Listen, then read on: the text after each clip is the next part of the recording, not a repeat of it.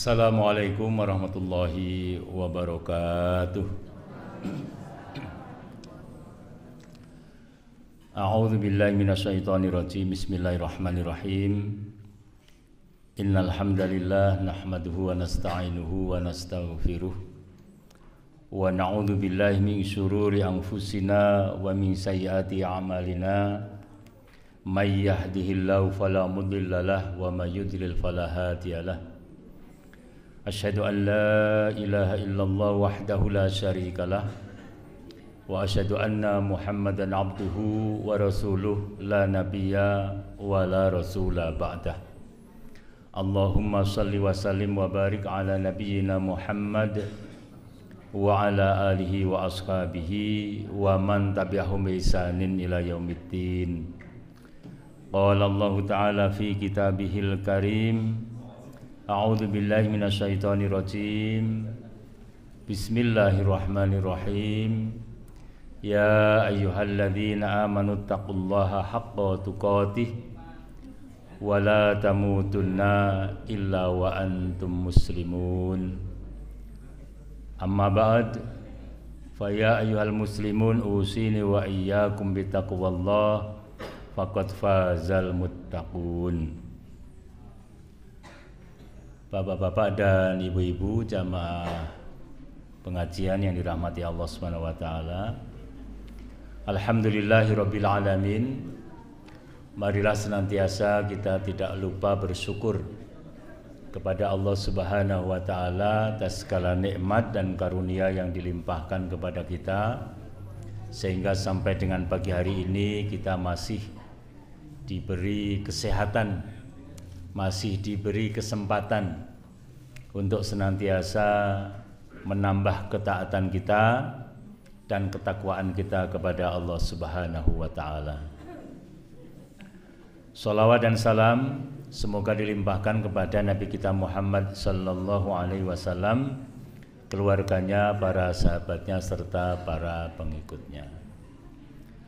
Bapak-bapak dan ibu-ibu yang dirahmati Allah Subhanahu wa taala, sebelum saya menyampaikan materi pagi hari ini, saya menginformasikan, barangkali ada yang lupa, bahwa hari ini kebetulan pimpinan daerah Muhammadiyah Kabupaten Temanggung mengadakan pengajian lapanan, ya, pengajian lapanan tapi untuk para pimpinan. Nanti di Balai Desa Muntung Candiroto. Yang akan medal sabdo itu nanti insya Allah Bapak Kiai Haji Fathur Rahman Kamal dari Ketua Pimpinan Majelis Tabligh Pimpinan Pusat, ya. Insya Allah pagi hari ini beliau bersama-sama kita ini waktunya ngaji di Almatera, terus nanti siang ke Muntung, ya, jam 8 insya Allah kita mulai. Kajian lapanan itu sekaligus kita gunakan untuk rapat koordinasi. Jadi kalau dulu hanya pengajian lapanan semata, nah sekarang kita konsep baru, ya, ini di samping pengajiannya cukup 1 jam saja, 8:30 sampai 9:30 lah selesai, insya Allah. Selebihnya nanti jam 10 sampai jam 12 itu untuk rapat koordinasi, supaya ada koordinasi antar pimpinan cabang, antar urtum, organisasi otonom, antar AUM dan pimpinan daerah Muhammadiyah, sehingga hati kita menyatu, pikiran kita menyatu, begitu ya. Nah, harapannya semacam itu, sehingga program-programnya terkoordinasi secara baik. Itu harapan kita. Jadi kami mohon doa bapak-bapak dan ibu-ibu supaya bisa melaksanakan ini, dan ini baru akan yang pertama untuk periode Muktamar 48 ini, ya. Sehingga program-program Muhammadiyah Temanggung bisa berjalan dengan baik, itu harapannya. Pagi hari ini saya ingin bercerita sedikit gitu ya tentang hal-hal yang terkait dengan jenazah, pengurusan jenazah. Mengapa ini saya ambil? Karena beberapa kali saya takziah justru di warga kita Muhammadiyah. Saya masih melihat dan menyaksikan beberapa kawan dan saudara orang Muhammadiyah belum benar, masuk ke kuburan saja belum benar gitu. Saya prihatin gitu kan. Nah, padahal harusnya kita paham.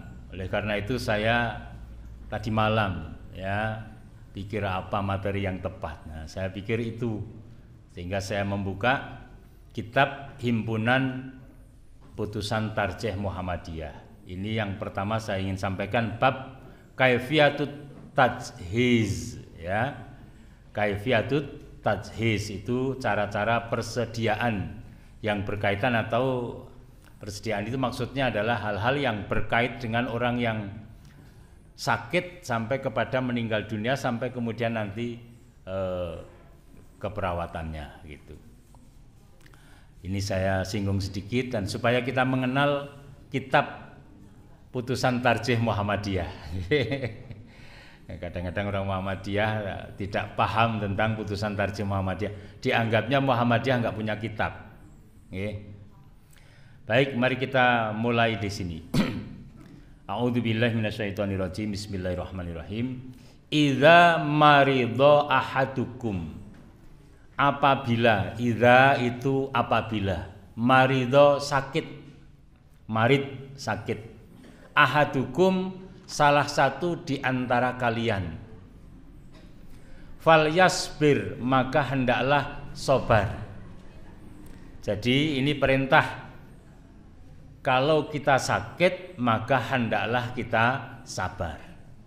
Ini nanti ada dalil-dalilnya di belakang. Mengapa kita diperintah sabar? Oleh karena dengan keikhlasan kita menerima sakit yang kita derita dan kemudian kita sabar, maka lantaran itulah Allah Subhanahu wa taala akan mengampuni dosa-dosa kita. Salah satu keistimewaan orang beriman adalah dosa-dosanya diampuni oleh Allah. Itu satu keistimewaan ya. Nah, jadi dosa-dosa itu ada dua macam. Nah, ini agak panjang sedikit, mboten napa-napa nggih.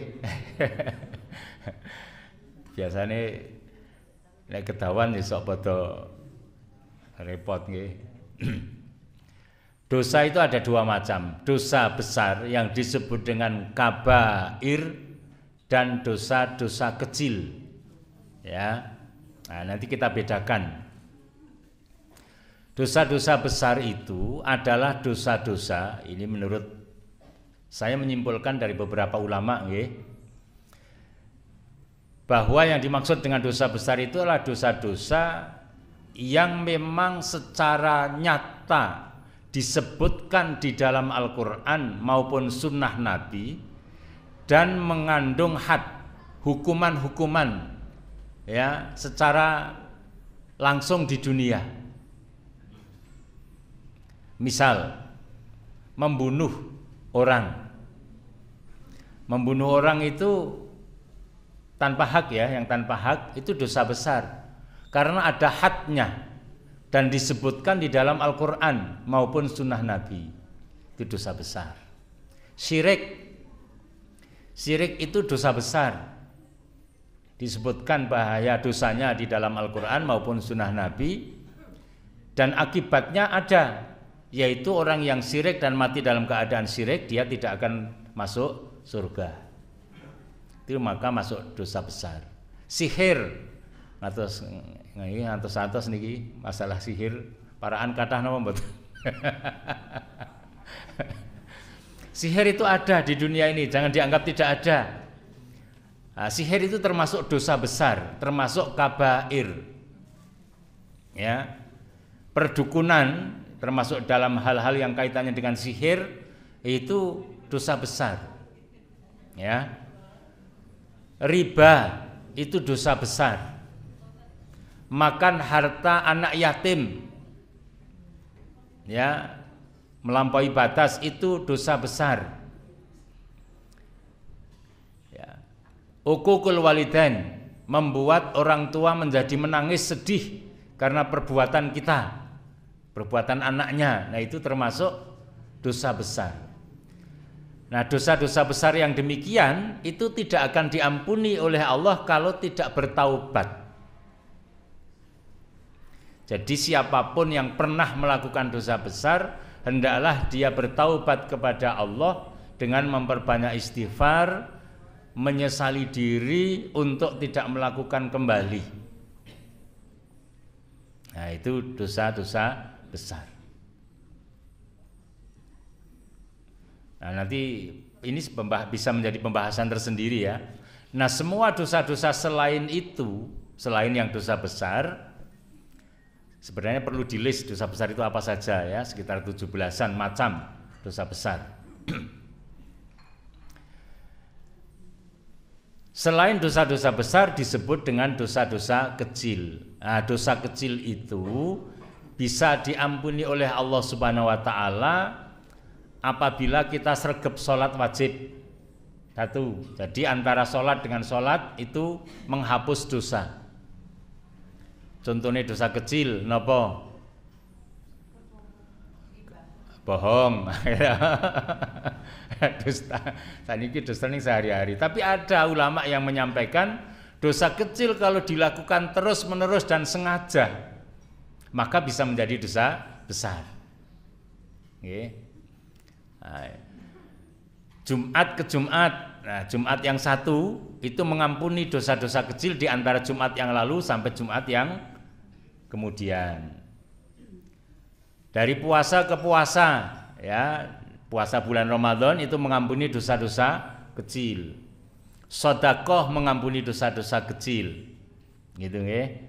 Kemudian umroh ke umroh itu juga mengampuni dosa-dosa kecil, ya. Tetapi kalau dosa besar harus melalui taubat, ya, taubatnya yang nasuha. Nah, itu pengampunan terhadap dosa-dosa. Salah satu cara agar Allah mengampuni dosa-dosa kita adalah kita sabar ketika kita menderita sakit. Itu. Ikhlas ya, bahwa itu adalah ketentuan Allah. Kan ada tuh orang yang sakit lama nggak sembuh-sembuh gitu ya. Ya, itu memang sedang ujian ya. Tetapi dengan begitu Allah akan mengampuni dosa-dosanya jika dia ikhlas dan sabar. Maka di sini kalimatnya idza marido ahadukum falyasbir. Apabila salah satu dari kamu itu sakit, maka hendaklah dia sabar. Wal ta'uduhu, dan hendaklah kamu sekalian menengok dia. Perintah. Jadi kalau ada saudara kita yang sakit, hendaklah kita menengok dia. Menengok itu membuat bombongnya orang yang sakit. Ya, gak usah ribet mau pakai oleh-oleh apa. Tapi yang paling penting adalah doa. Gitu ya. Ya, tapi kalau pakai oleh-oleh ya nggak apa-apa sih, gitu ya, nggak dilarang itu. Oleh-oleh rumah yang mewah begitu bagi orang yang sakit, alhamdulillah gitu. Ya, ya, jadi yang paling utama itu adalah berdoa untuk saudara kita yang sedang sakit. Seandainya kita tidak bisa datang hadir menengok pun, hendaklah kita berdoa untuk saudara kita yang sakit. Misalnya sekarang ini kan kita punya grup WA kadang-kadang ya, teman kita, saudara kita sakit tapi tidak di sekitar kita, jauh ya, mungkin di beda kota begitu ya. Nah, itu kita mendoakan supaya saudara kita ini sembuh ya. Doanya juga doa yang diajarkan Nabi, walaupun boleh menggunakan lafal sendiri itu tidak dilarang. Tapi kalau menurut hadis Nabi kan ada memang lafal-lafal doa untuk orang-orang yang sakit. Misalnya Allahumma rabban nasi adzibil ba'sa wasfi anta syafi la shifa illa shifauka shifaan la yughadiru saqaman, misalnya ya. La ba'sa tahurun misalnya. Ya, nah yang demikian itu adalah lafal-lafal yang bisa digunakan untuk doa kepada saudara kita yang sakit. Wa idza tudira falyuhsin dhannahu billahi. Dan apabila jadi sakitnya itu makin agak parah begitu dan kemudian sepertinya gitu ya, sepertinya itu sudah menjelang ajal begitu ya. Ya kita kan tidak tahu persisnya ya. Wong ada orang yang sudah disangka meninggal bahkan sudah disucikan pun akhirnya ternyata melek lagi kok gitu ya. Malah bingung kok saya disucikan begini ya. Dan ada itu ya. Maka falyuhsin dhannahu billahi, hendaklah dia berprasangka baik kepada Allah Ta'ala. Jadi kalau orang sudah sakit dan nampak dia sudah sedemikian rupa ya, sakitnya nampak sudah tidak bertahan lagi untuk hidup, maka hendaklah orang ini menyangka dengan persangkaan baik kepada Allah. Ya. Dalam sebuah hadis qudsi dikatakan ana inda dhanni abdi bi, sesungguhnya aku Allah Subhanahu wa taala seperti apa yang disangkakan hambaku kepadaku. Jadi kita menyangka baik, mudah-mudahan menjadi seorang yang kalau meninggal dunia karena sakitnya itu husnul khotimah gitu loh. Ya, berprasangka yang baik. Tapi ini kadang-kadang ya, kalau kita baca hal-hal yang terkait dengan ini, setan itu memang menggoda orang di masa-masa akhir semacam itu. Ya, sehingga mampu bertahan atau tidak orang itu. Ya, setan kan pengen punya bolo. Ya. Kalau masuk neraka itu punya teman gitu ya. Nah, dia menggoda. Karena itu kita mesti pasrah kepada Allah itu dengan kepasrahan yang tinggi, dengan senantiasa husnudzon kepada Allah. Di sini wa idza tudira falyuhsin dhannahu billahi. Ya. Ini penting untuk kita praktekkan ya. Ya, mudah-mudahan sih kita meninggal dalam keadaan benar-benar husnul khotimah ya. Syukur sedang beribadah kepada Allah dengan khusyuk ya.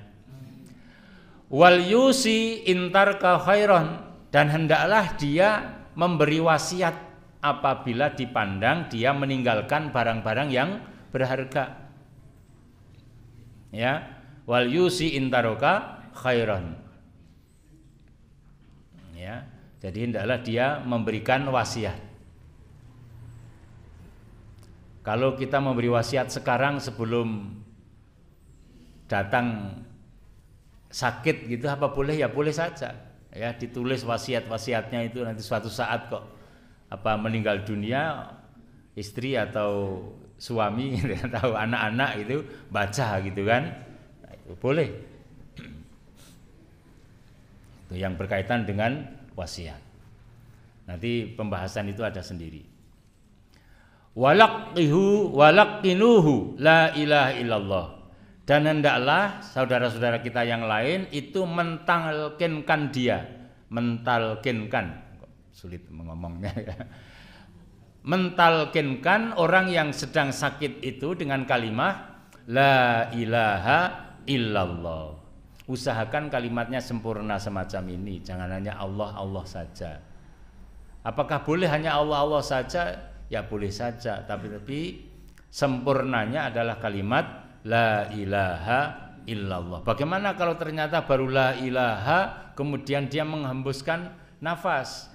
Gitu kan, ada pertanyaan-pertanyaan situ, sehingga kemudian cukup Allah Allah saja. Ya, kalau kita memahami artinya la ilaha illallah, maka insya Allah meskipun belum sempurna, eningan kita itu adalah bahwa tidak ada Tuhan selain Allah. Justru tauhidnya di situ. Okay. Jadi kalimatnya itu supaya laqinuhu la ilaha illallah. Ya, ditalkinkan dengan kalimat la ilaha illallah, la ilaha illallah. Ya, gitu. Kalau yang sudah pernah menangani orang yang mau meninggal dunia, kalimat-kalimat itu sangat dibutuhkan oleh mereka yang mau meninggal dunia, bapak-bapak, ibu-ibu ya. Jadi sangat dibutuhkan, sangat diberikan support oleh orang yang masih hidup sehat itu, dia menunggu-nunggu, gitu ya. Tapi jangan keras-keras, kadang-kadang menjadi terganggu juga ya, karena orang-orang itu yang mau betul-betul hening gitu ya, yang mau betul-betul hening. Ada orang yang meninggal dunia itu kan memang merasa ya, bahkan malaikatnya sudah datang itu merasa malaikatnya sudah datang gitu. Malaikat itu kalau datang berwarna putih-putih begitu ya, kayak sinar begitu datang. Kalau orang mukmin yang mau meninggal dunia dan betul-betul mukmin, maka malaikatnya membawa kain kafan dari surga dan parfum yang berbau harum. Ya. Jadi kalau kita di dunia nggak pernah parfuman, itu besok dikasih parfum di situ. Jadi ditalkinkan dengan kalimat la ilaha illallah. Wa wajjihuhu al-qiblah, dan hadapkanlah wajahnya ke arah kiblat. Jadi kalau kita mampu dan bisa, bapak-bapak, ibu-ibu yang gerah dan sudah nampak ya tanda-tanda berakhir itu, posisikan dipan itu kalau di Indonesia, di Paraan misalnya, itu mujurnya ngalor ngidul ya, sehingga kepalanya ada di bagian utara gitu. Itu kalau memungkinkan, tapi kan tidak setiap rumah memungkinkan begitu nggih ya, yang kalau memungkinkan saja gitu. Jadi wawajjihuhu al-qiblah, hadapkanlah ke arah kiblat. Summa idza mata, kemudian apabila dia meninggal dunia, itu ya, apabila dia sudah meninggal dunia. Ini kalau ini HPT yang pertama ya, yang di atas itu HPT yang pertama. Pada HPT yang ketiga dikoreksi. Di situ kan langsung faghammidu ainaihi gitu kan. Nah, itu ditambah kata ya, dan katakanlah inna lillahi wa inna ilaihi rajiun. Wa idza summa idza mata falqulu ya, faqulu inna lillahi wa inna ilaihi rajiun. Jadi apabila saudara kita itu kemudian meninggal dunia, maka hendaklah ucapkan inna lillahi wa inna ilaihi rajiun, itu ya. Jaminannya itu surga ya, jaminannya itu surga. Dan idza asobat musibatun, idza asob apa itu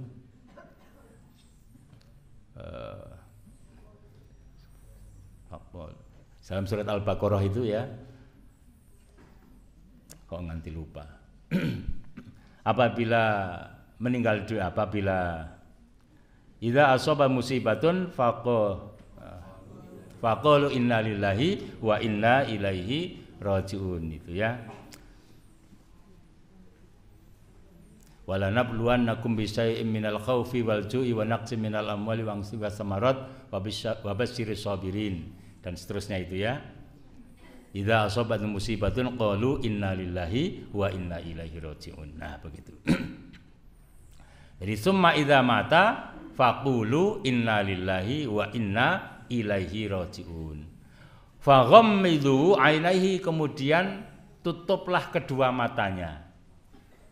Ya, kalau masih baru itu insya Allah langsung bisa ya, belum belum lama gitu, ditutupkan, dipejamkan kedua matanya. Wad'u lahu, dan berdoalah kepadanya, Allahumma ighfir lahu warhamhu wa'afihi wa'fu anhu, dan seterusnya ya. Wa ghatuhu bisaubin hasanin, dan tutuplah dengan pakaian atau kain yang bagus. Biasanya kalau di Paraan pakai jarit ya. Apakah harus pakai jarit? Ya tidak. Lalu punyanya sarung ya pakai sarung gitu ya. Ya, punyanya selimut ya pakai selimut gitu. Nanti tidak ada konotasi jarit itu konotasinya meninggal dunia.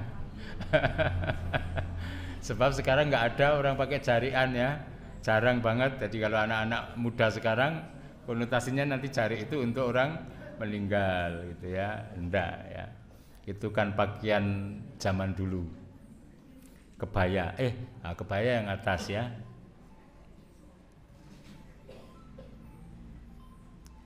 Summa badiru biqada'i dainihi in kana. Kemudian lunaskanlah hutang-hutangnya kalau dia punya hutang. Segera. Ya. Jadi kalau kita punya saudara dan saudara kita meninggal dunia dan masih hutang, ya, dan hutangnya itu tidak seberapa, maka saudara-saudaranya itu segera untuk ikut melunasinya. Ya urunan nggak apa-apa. Oh, dia masih hutang 10 juta. Ono piro, nggak apa-apa gitu. Ya, kakak adiknya itu. Ya. Begitu. Ya. Tapi kalau hutangnya banyak sampai 1 miliar ya mungkin sing arep nguruni ini sing rada sing arep nguruni nggih. Maka kalau sudah sepuh-sepuh gitu ya, usahakan tidak usahakan sudah tidak punya hutang nggih. Dipasrahke putra-putrane. Le nduk aku sing duwe hutang. Iki gitu ya. Tadi walaupun putrane ya nanti protes ibu ke bapak ke ya ninggali ora apa-apa mbiyen ya sampean wis tak ngomong kan gitu ya. Ya begitulah hidup ya, begitulah hidup. Lebih baik terbuka pada anak-anaknya begitu. Iya. Jadi summa badiru biqada'i daini ingkana. Fajahizuhu wan'uhu li ahlihi wa ikhwanihil muslimin, dan siapkanlah persediaan gitu ya untuk saudaranya dan keluarganya sesama kaum muslimin. Nah, di situ ya. Ini ada artinya di situ. Berikanlah kepada saudara. Kalau memberitakan orang meninggal dunia, ya secukupnya saja, ya secukupnya, tidak usah besar-besaran, karena sebagian ulama mengatakan itu termasuk dari, kalau besar-besaran memberitakan ke meninggalnya seseorang itu termasuk niyahah, termasuk merunta-runta gitu ya, merunta-runta. Jadi secukupnya ada saudara kita yang tahu, tetangga kita tahu, sehingga ikut merawat jenazahnya. Nah, ini tentang awal. Saya tidak akan tentang kaifiyatul ghuslil mayit, tentang mandi mayit nanti dulu. Saya akan melompat saja dulu yang saya sering melihat beberapa kawan itu belum pas gitu ya, mengkafani mayit misalnya. Ini insya Allah sudah banyak, ada beberapa pelajarannya. Cara sholat mayit juga ini yang saya ingin lanjutkan, yang di bawah ini. Nah, ini cara mengubur. Nah, ini yang pakai bahasa Indonesia ini malah panjenengan bisa melihat ini.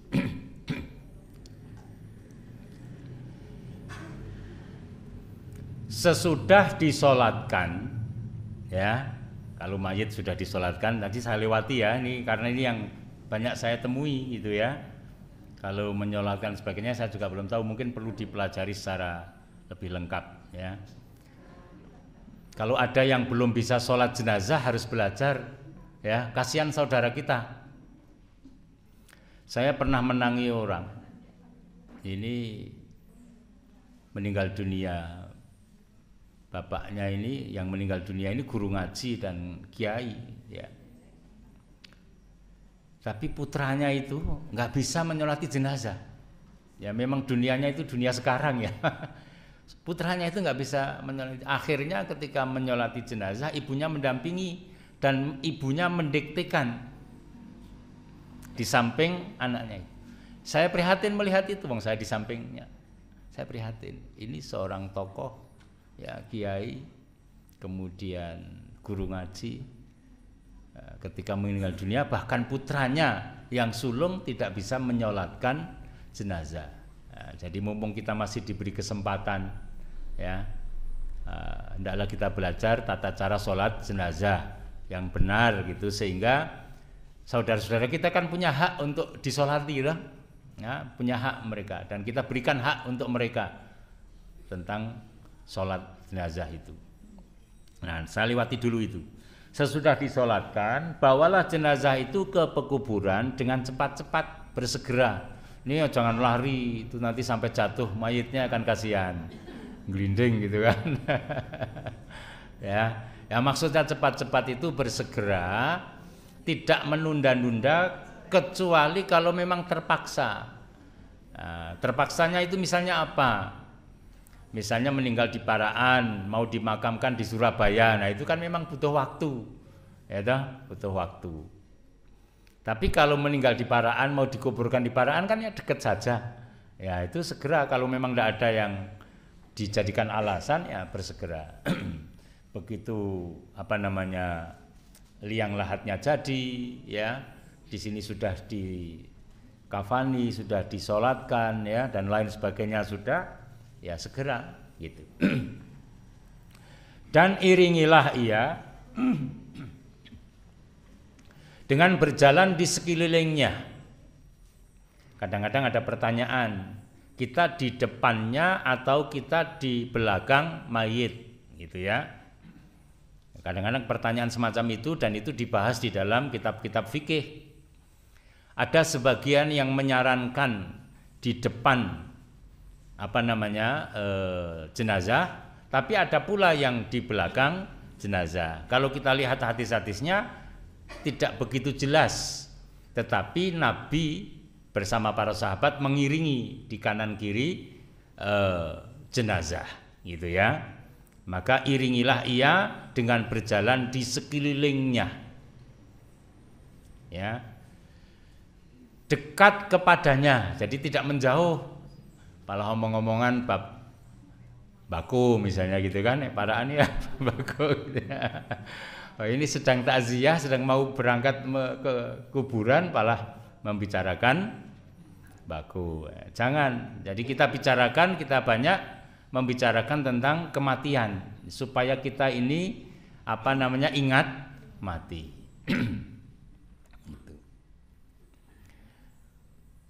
Di situ dengan kata diam, ya, jadi tidak melafalkan sesuatu pun, ya, merenungi diri bahwa suatu saat nanti saya juga akan meninggal dunia.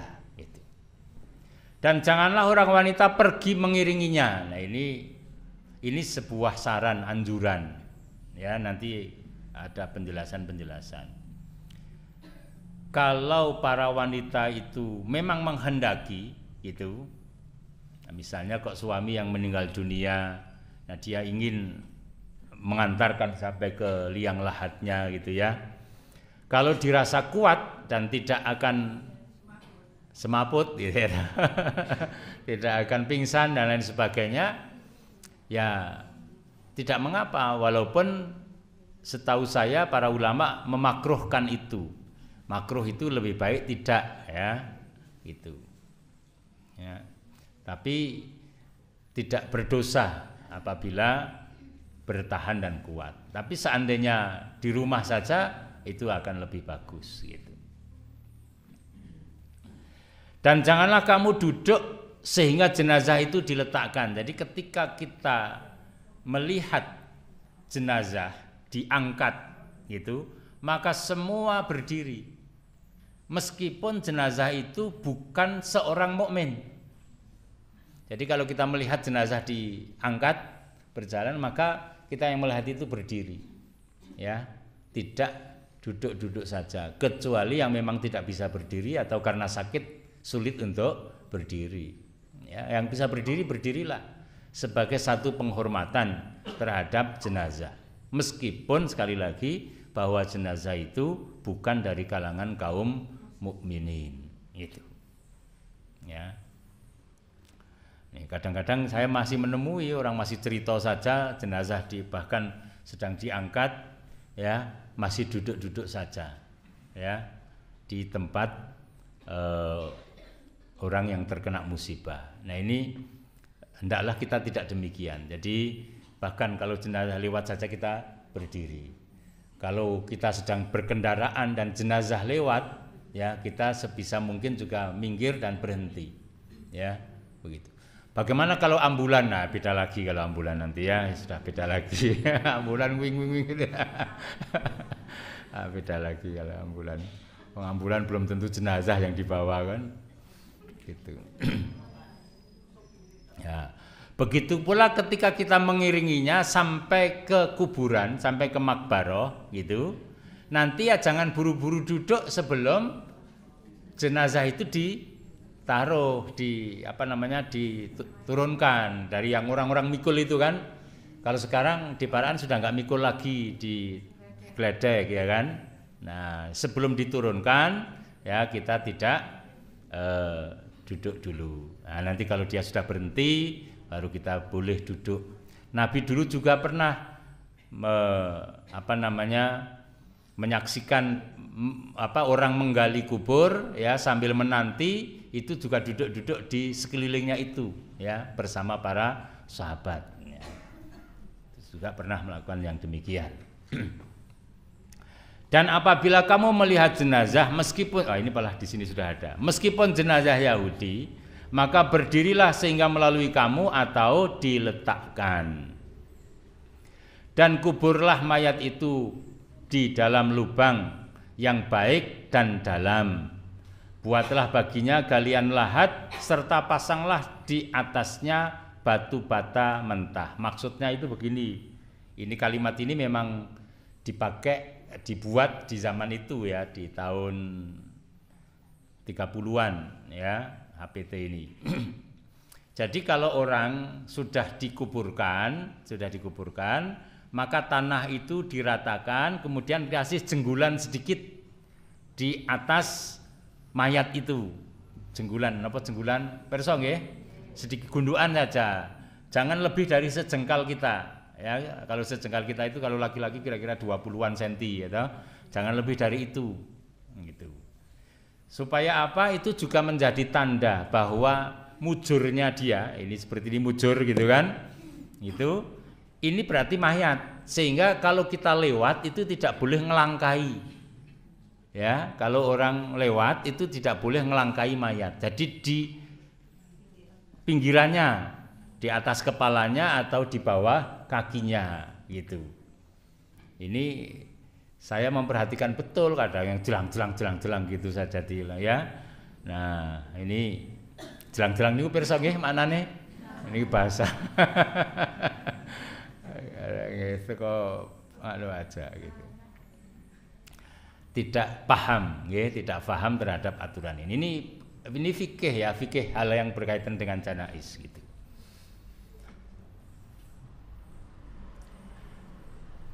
Masukkanlah mayat itu dari arah kaki kubur. Kalau di kita memasukkan mayat itu dari arah selatan.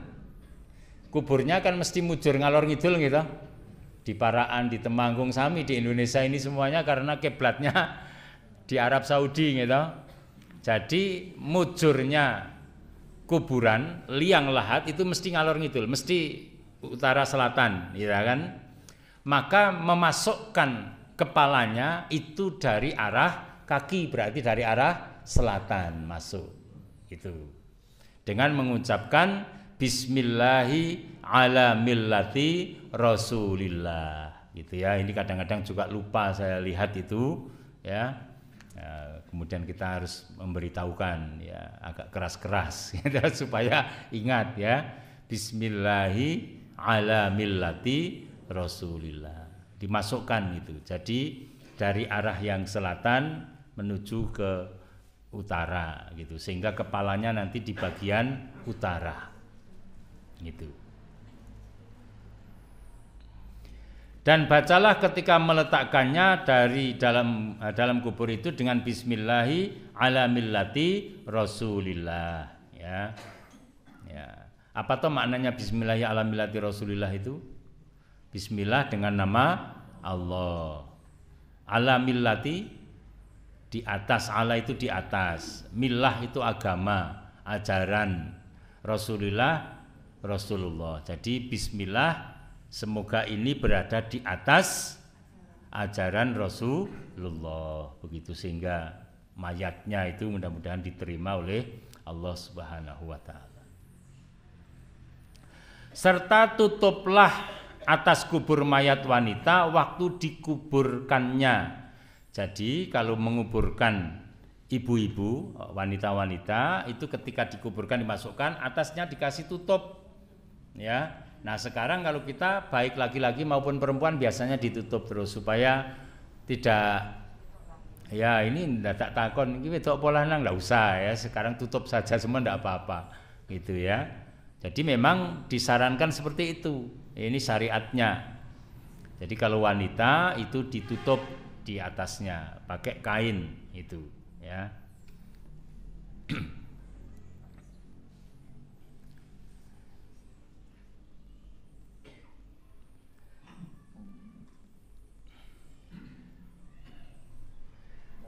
Dan turunlah ke dalam kuburnya orang yang tak bersetubuh pada tadi malamnya, dan letakkanlah mayat itu menghadap kiblat. Jadi bapak-bapak, ini bapak-bapak, kalau sedang menangani mayat, mau memasukkan ke dalam liang lahat yang tadi malam berjima dengan istrinya, maka jangan ikut turun. Ini syariatnya, ini kadang-kadang belum banyak diketahui. Ya, apalagi istrinya yang meninggal karena saking cintanya, padahal tadi malam berjima dengan istrinya. Setelah berjima kemudian meninggal dunia. Kan bisa jadi gitu, wong namanya meninggal itu. Kemudian kok dia ikut menguburkannya turun, itu tidak dibenarkan. Ya, bahkan Nabi pernah bertanya, ya, siapa di antara kalian yang tadi malam tidak bersetubuh, berjima ketika di dalam lingkaran liang lahat itu. Kemudian para sahabat menjawab, saya begitu. Maka turunlah mereka yang tidak berjima tadi malamnya itu. Ya, ini penting ini. Kadang-kadang kan nggak tahu toh ini. Ya, ini syariatnya itu ada semacam itu. Ya.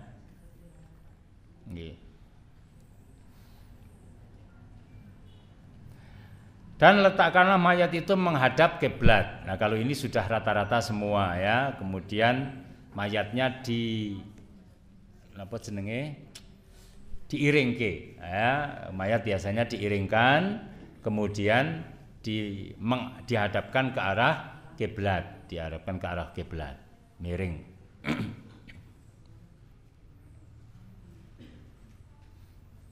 Nah ini nanti mungkin di sana ada ya.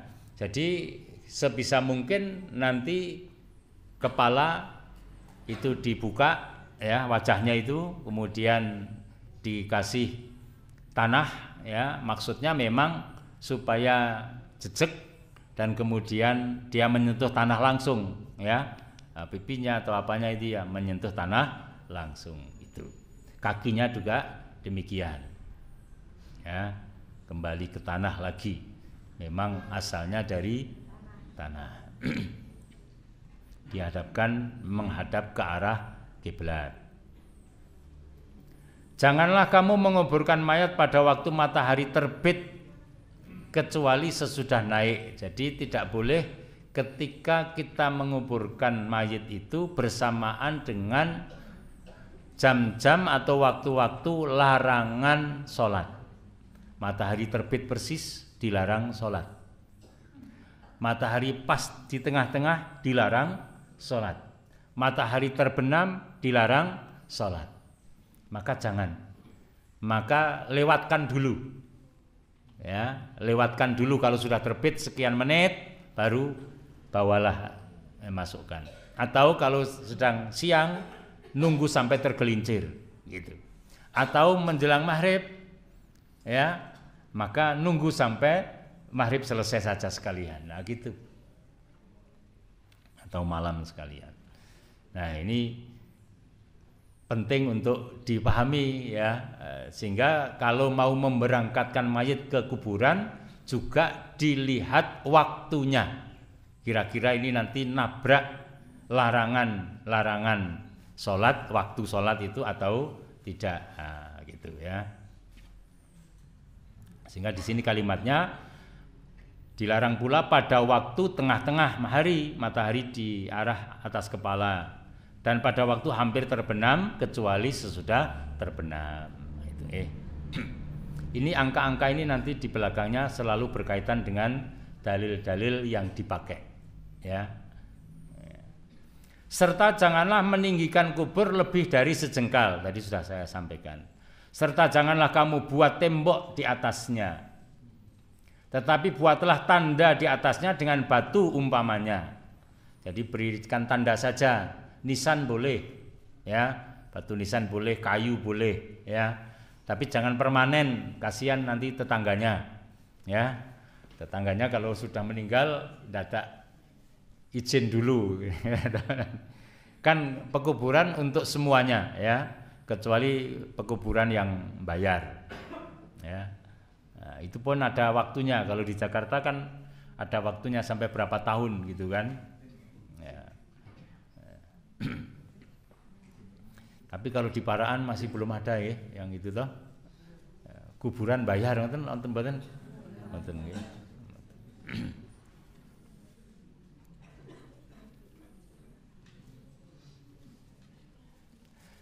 Dan taburilah dengan tanah dari arah kepala 3 kali. Jadi kalau kita sudah selesai menguburkan, gitu ya, Bapak Ibu, ini yang saya lihat kita sering kemudian pergi saja, ya.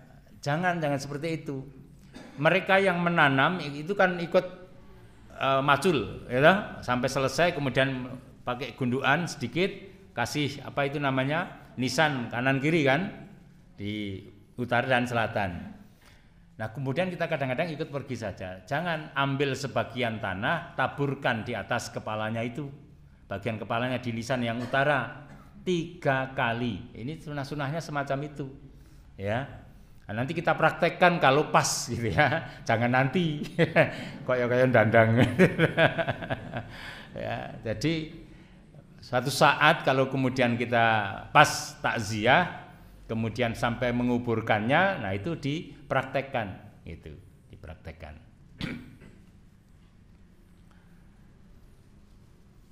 Ini penting ya, karena kadang-kadang ilmu semacam ini terlewatkan, ya. Apalagi kalau ilmu politik mau pilpres terus saja berjam-jam bicara itu, ya. Padahal yang penting ini, ya, pilpres kan 5 tahunan sekali. Nah, kalau ini begitu mati ya sudah selesai, ya, gitu.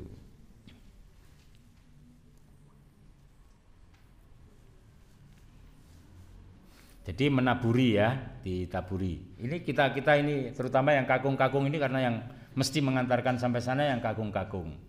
Jadi jangan tinggalkan dulu, ya, tapi taburkanlah 3 kali. Dan kalau kamu tiba di kuburan sedang kubur belum selesai digali, maka duduklah menghadap kiblat. Duduknya menghadap kiblat, ya. Jadi di arah timur pekuburan yang sedang digali, tidak di baratnya. Diusahakan semacam itu, ya.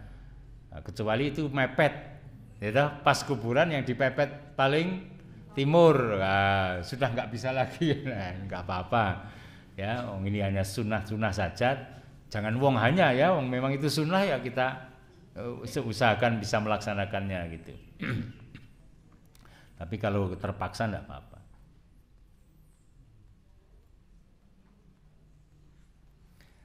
Jadi kalau sedang prosesi menggali kita boleh duduk-duduk di situ, ya. Nanti kalau jenazah datang kita semuanya berdiri, jenazah diletakkan kita juga boleh duduk. Nanti jenazah dimasukkan, Ya, kita secara menguburkan tadi seperti yang kita uraikan. Dudukmu jangan di atas kuburan. Maksudnya di atas kuburan yang lain. Duduknya itu jangan di atas kuburan-kuburan yang lain itu. Tadi kan sudah saya sampaikan. Jadi kalau ada kuburan, mujurnya kan selatan utara kan itu menunjukkan kepala dan kaki.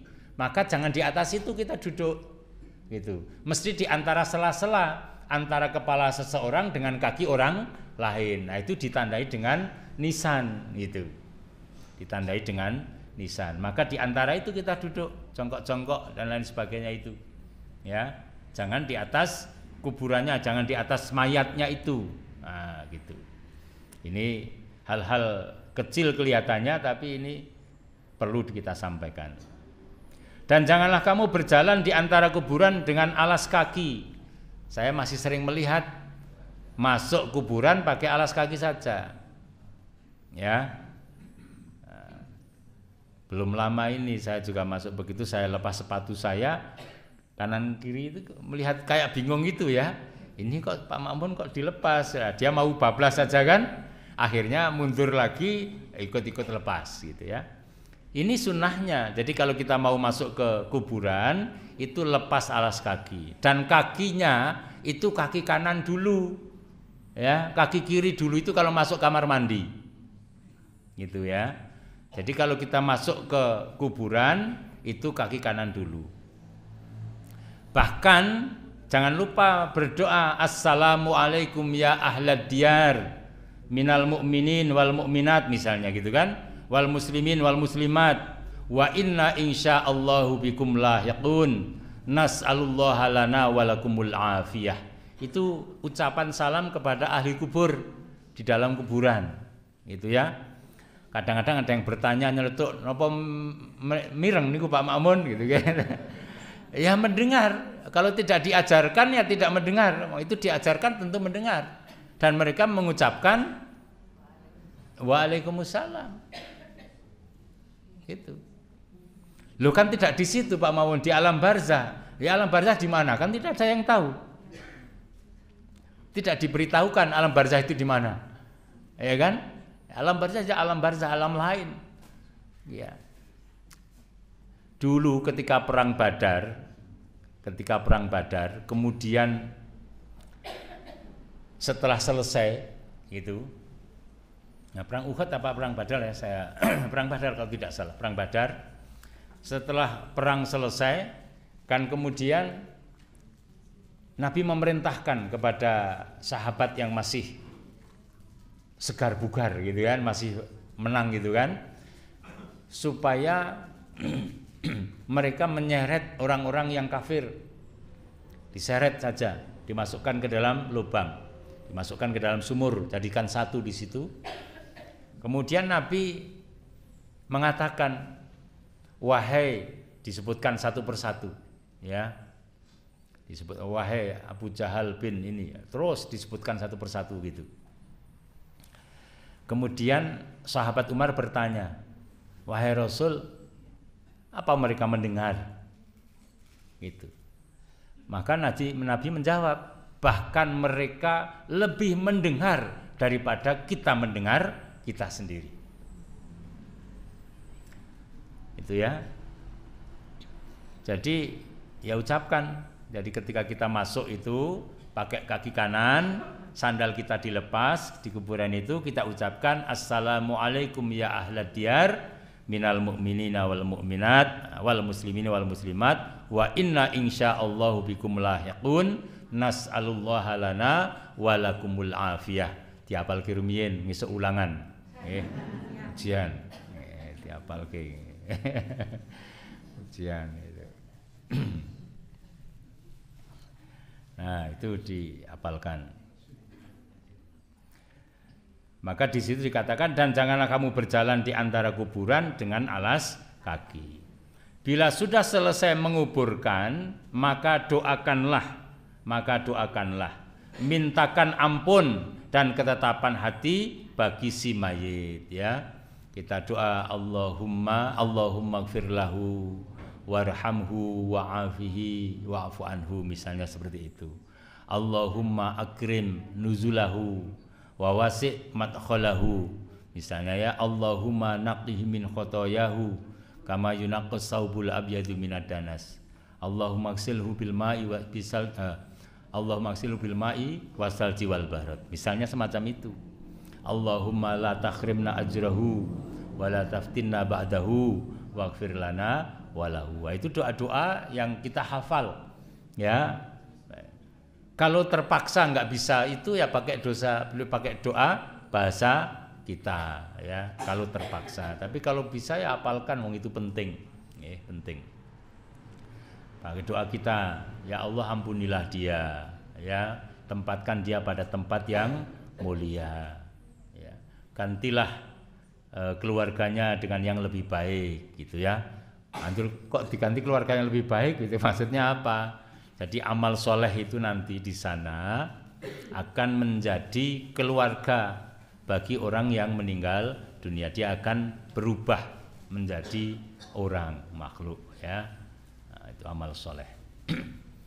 Mintakan ampun. Nah ini antara lain hal-hal yang penting yang perlu kami sampaikan berkaitan dengan takziah.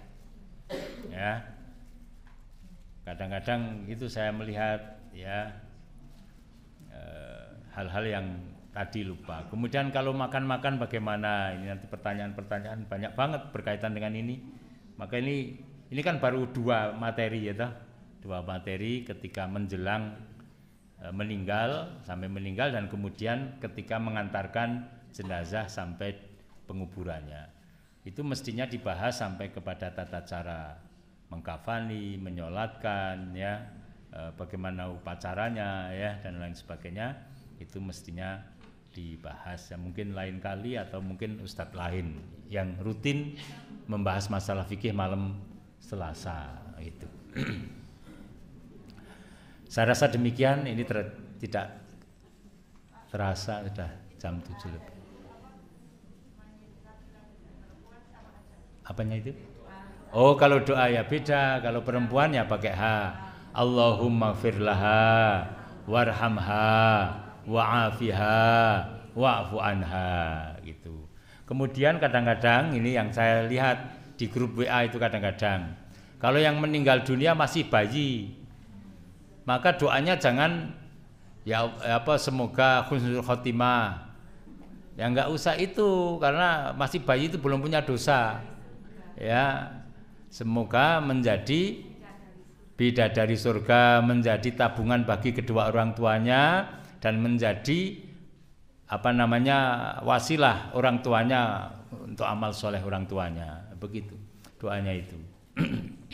Beda doanya. Tapi kalau orang sudah akil balik ya semoga husnul khotimah, diampuni dosa-dosanya dan sebagainya. Banyak ini kalau dengan ini pertanyaannya nanti banyak banget.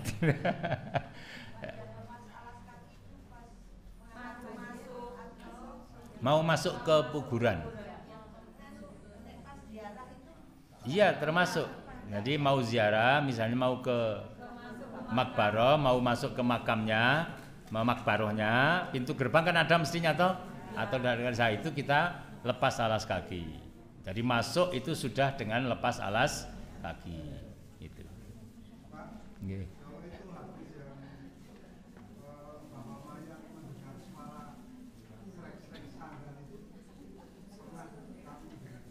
Ya iya, apalagi ucapan salam. Berarti kan bisa masuk pakai sandal. Oh, itu ketika pulang. Ketika pulang, ya.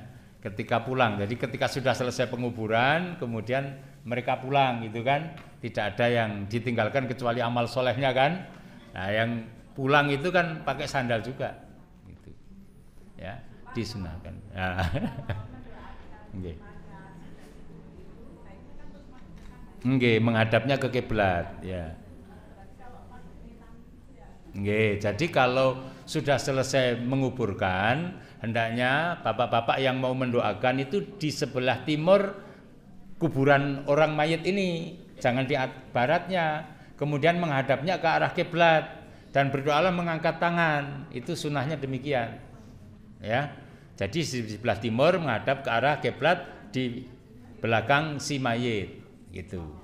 Ya, mendoakannya demikian. Doanya sendiri-sendiri. Ya. Kalau kemudian kita takziah dan tidak sempat sholat jenazah, kemudian sudah dikuburkan, maka boleh kita sholat mayit di atas kuburan ini ya, di sebelah timurnya juga menghadap ke mayitnya itu. Boleh kita sholat demikian ya. Nah, itu.